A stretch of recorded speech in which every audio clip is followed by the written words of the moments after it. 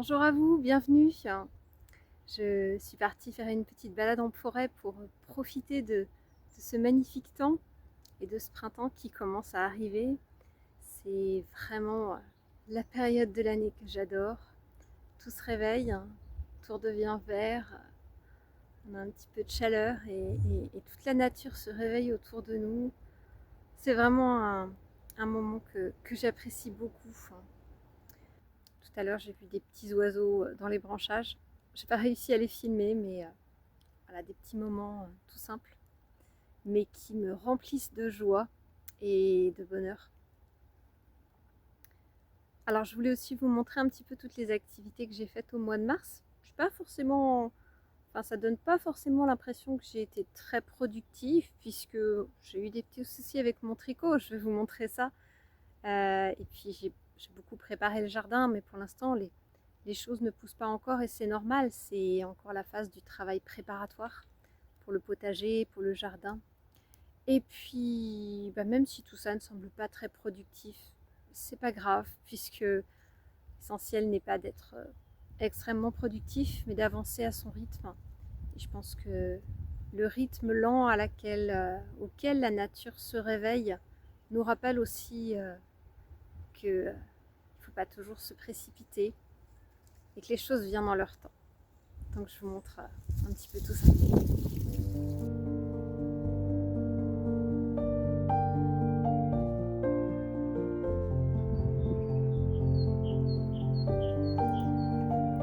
Avec le printemps, l'une des premières choses qui m'anime, c'est de retourner au jardin et de commencer à préparer le potager et les petites plantes de cette année. J'ai racheté une petite serre pour faire mes semis et mes plantations. Celle de l'année dernière était en piteux état et j'avais vraiment besoin de retrouver du matériel pour pouvoir préparer le jardin. J'ai aussi commandé quelques petits sachets de graines pour faire pousser des fleurs, des petites tomates, des petites courgettes, plein de petites choses pour le potager.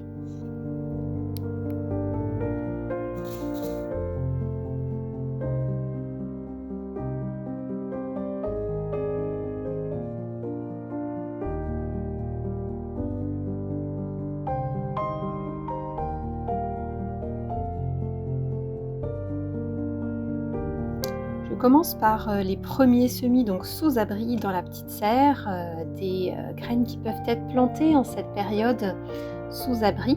Je sèmerai un petit peu plus tard les graines qui seront semées en pleine terre dans le potager.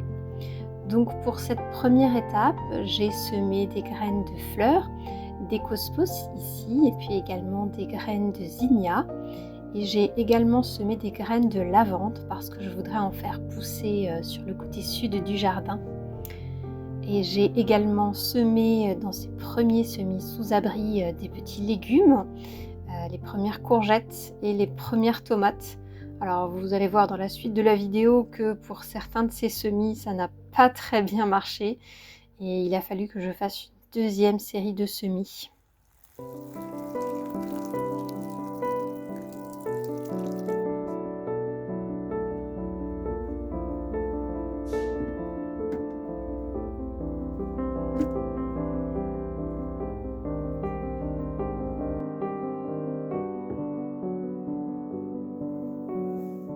Avec l'arrivée du printemps, j'ai également envie de terminer les derniers tricots d'hiver avec du mohair pour me lancer très prochainement, j'espère, dans des tricots un petit peu plus printaniers et estivaux avec des couleurs plus douces, plus éclatantes parfois et des matières et des fils plus légers.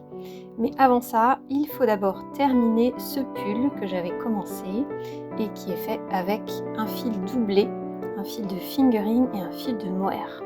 Il s'agit d'un modèle de pull qui s'appelle Oleander avec une très belle dentelle sur tout le corps et également sur les manches.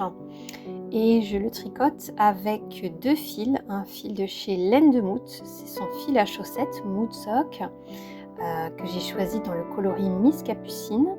Et ici nous avons un fil de mohair qui va aller avec, il vient de chez Eline Hélène. En revanche, c'est un coloris qui n'est pas reproductible, je l'avais acheté sur un festival et c'était un coloris unique qu'elle ne pouvait pas reproduire. Ils vont très très bien ensemble tous les deux.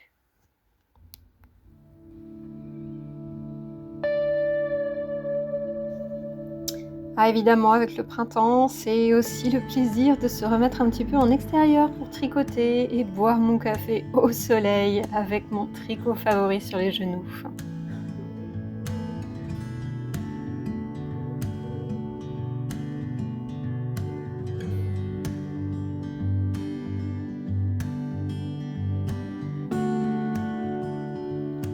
Ça faisait très longtemps que je n'avais pas fait de crochet.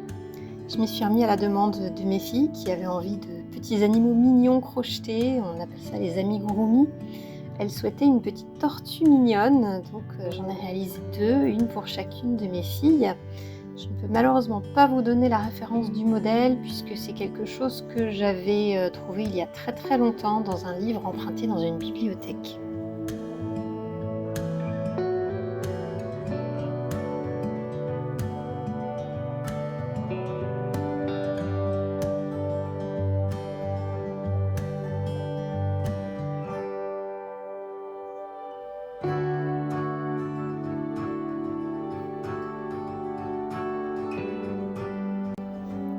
Et voilà les 3 petites tortues terminées. Une qui est faite en fil de coton simple, qui est un petit peu la première que j'ai faite pour vérifier que ça marchait bien. Et les 2 que j'ai faites avec le petit fil chenille tout doux pour mes filles.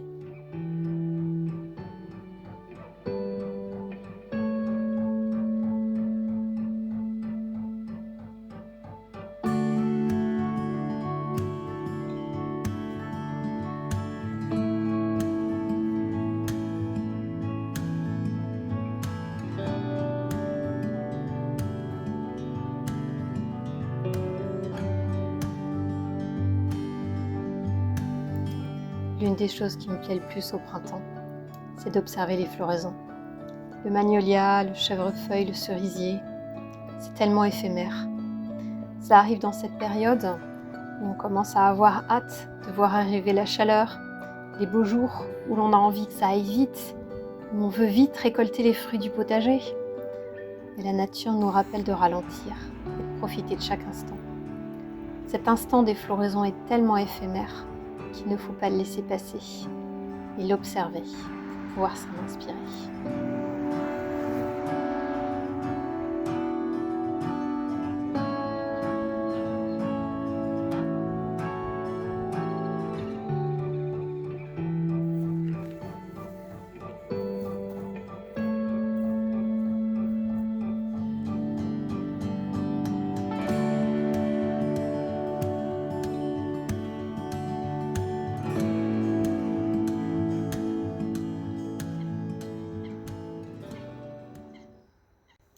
J'ai fait des petits achats de laine dernièrement, pour certains des craquages et pour d'autres des choses prévues.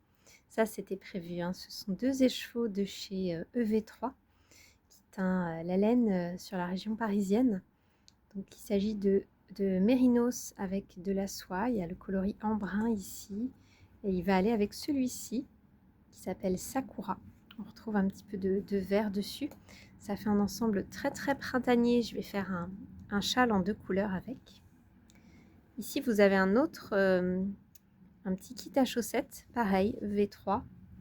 En fait, c'est le petit kit à chaussettes qu'elle envoie aux personnes qui la soutiennent sur le site Patreon. Elle l'envoie une fois par saison, donc ça, c'est la couleur magnifique qu'elle a faite pour le printemps cette année, avec un petit mini gris pour faire un kit à chaussettes.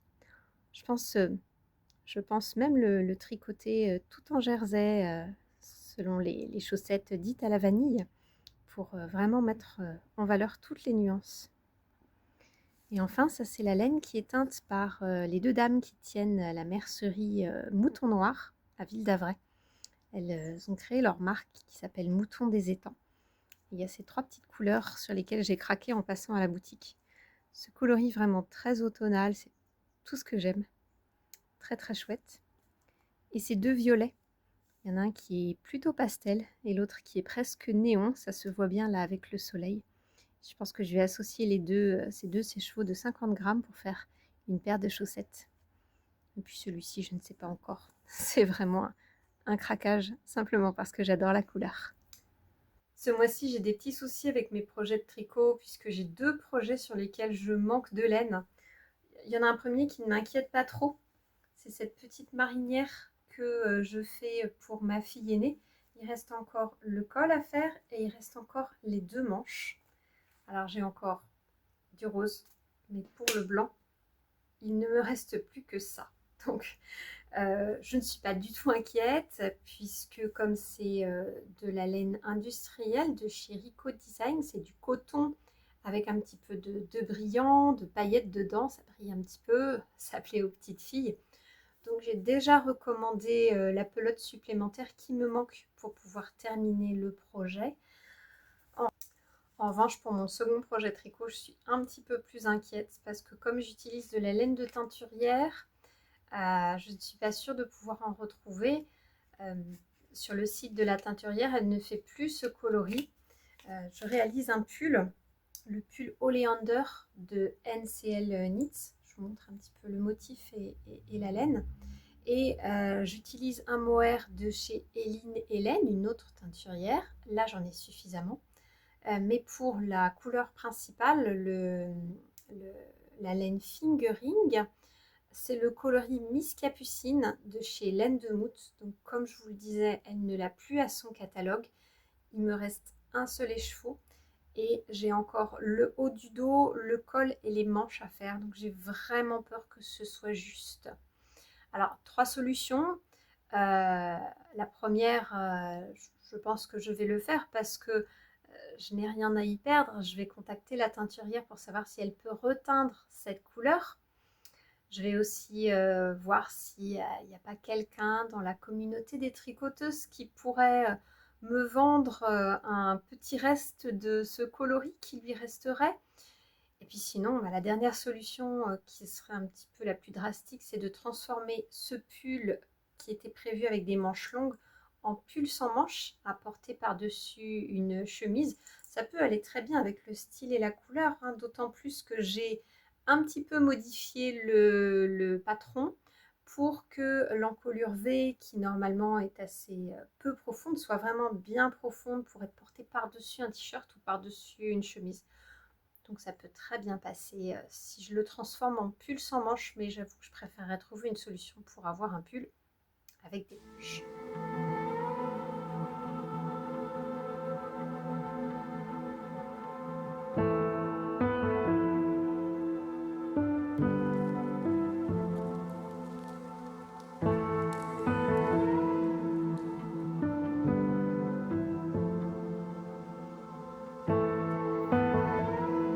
Ça y est, la pelote supplémentaire que j'ai commandée est arrivée. Donc je vais pouvoir continuer.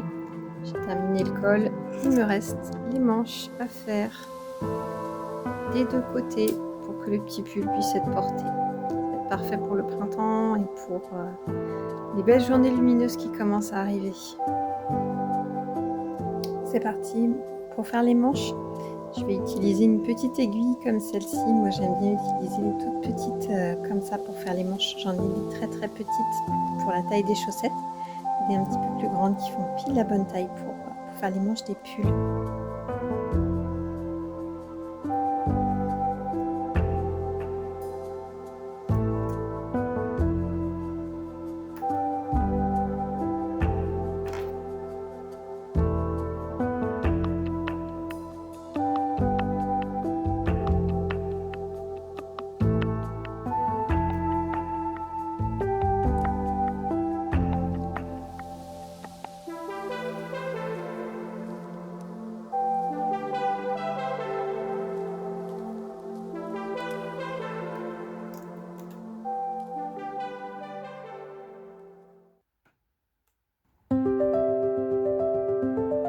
Le travail du jardin est bien ingrat en cette période, mais pourtant bien nécessaire. Avant de pouvoir profiter du plaisir de planter de nouvelles petites fleurs et de les regarder fleurir, il y a d'abord tout un travail de nettoyage. Retirer toute la mousse qui a poussé, toutes les mauvaises herbes, refaire les bordures. Et enfin, vient le temps de choisir des nouvelles petites fleurs, de les disposer, puis de les planter. Bien évidemment, c'est cet aspect-là du jardinage que je préfère, mais l'aspect de nettoyage est aussi très important pour obtenir un beau résultat.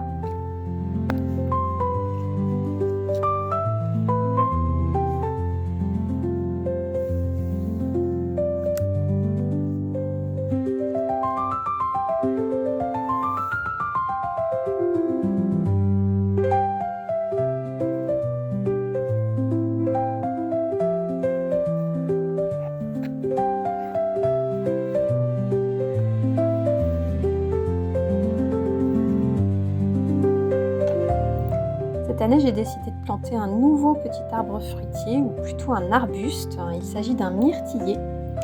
La myrtille, c'est un fruit que j'adore et qui se conserve très bien, soit congelé, soit sous forme de confiture pour profiter de son goût pendant tout l'hiver. Alors j'espère que ce petit myrtillier planté dans le jardin va bien pousser.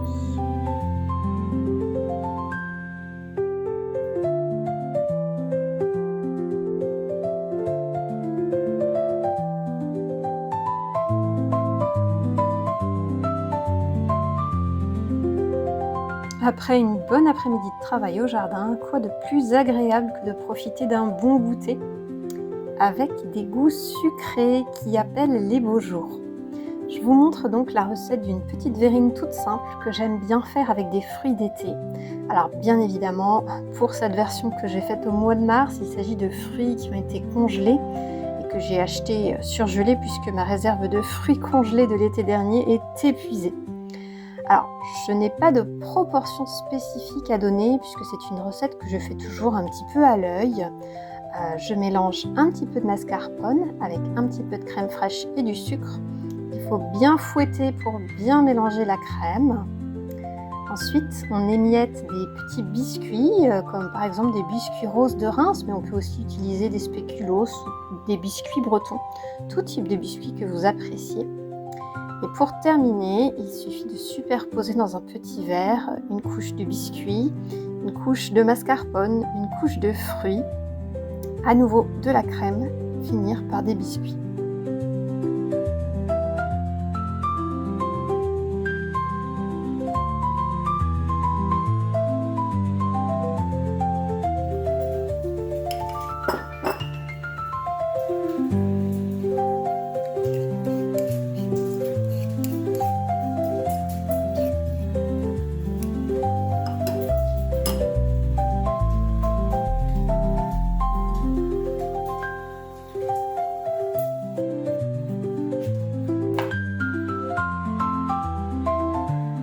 Bien évidemment, la petite touche finale, c'est la montagne de chantilly pour une maxi gourmandise. Et il ne reste plus qu'à aller déguster ce petit dessert au soleil, bien sûr.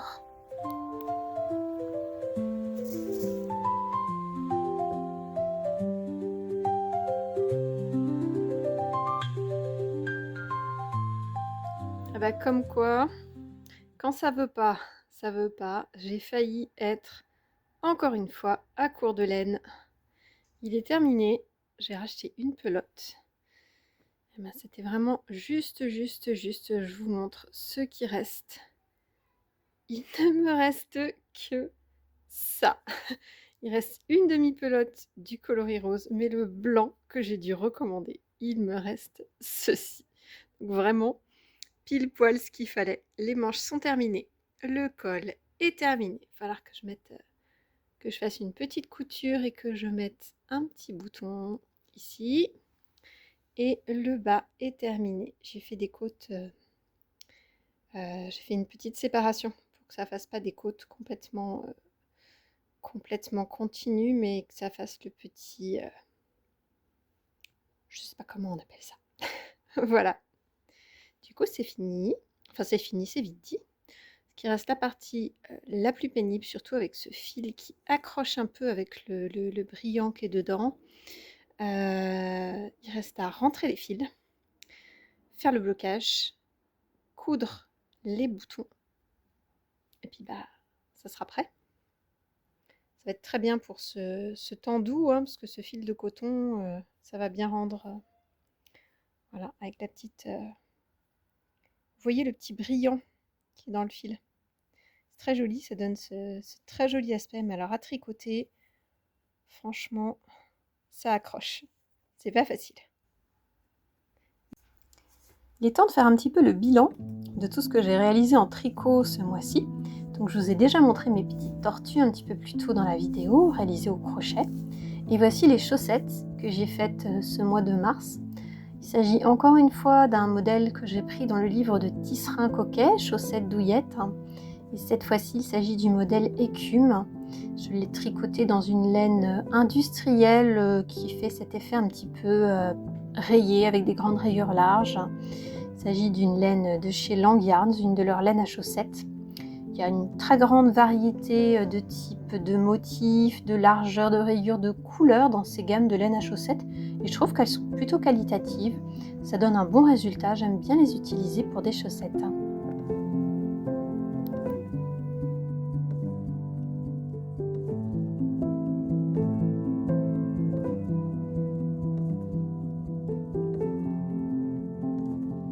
Et voilà maintenant la marinière, une fois lavée, bloquée et les fils rentrés, elle est prête à être portée. J'ai ajouté dans le col une petite étiquette fait main à la demande de ma fille pour identifier ce pull. Mais je vais quand même rajouter aussi une étiquette avec son prénom parce que pour l'école, c'est quand même mieux.